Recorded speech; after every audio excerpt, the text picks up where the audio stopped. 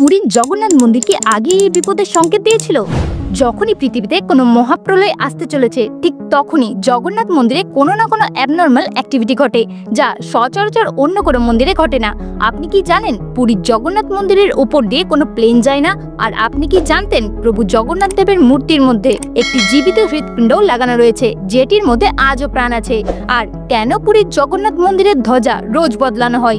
এই ধ্বজা রোজ বদলানো না হলে কি এমন ক্ষতি হবে? কেন এই মন্দিরের ছায়া কেউ দেখতে পায় না? পুরীর জগন্নাথ মন্দির এমন এক মন্দির যেখানে বিজ্ঞানীদের দৌড়ও শেষ হয়ে যায়। মন্দিরের ভিতরে এমন এমন ঘটনা ঘটে যেটা বড় বড় নাস্তিকদেরও নিমেষের মধ্যে আস্তিক বানিয়ে দেয়। পুরীর জগন্নাথ মন্দির বিশ্ব প্রসিদ্ধ। বিদেশের যে কোনো প্রান্তেই চলে যান না কেন, এই মন্দিরের কথা বা গুরুত্ব সবাই জানে। কিছু সময় আগে এই জগন্নাথ মন্দিরের রত্ন ভাণ্ডারকে খোলা হয়, যার পরিমাণ এতটাই ছিল যে তা কিছু কিছু দেশের জিডিপির থেকেও বেশি। আশ্চর্যের বিষয় হলো জগন্নাথ মন্দিরের সবকটি রত্ন ভাণ্ডারকে খোলা সম্ভব নয়। কিন্তু কেন? এইসব প্রশ্নের উত্তর পেতে গেলে আপনাদের আমার লং ভিডিওটি দেখতে হবে। তো যান, তাড়াতাড়ি দেখে আসুন আর লাইক করতে যেন ভুলবেন না।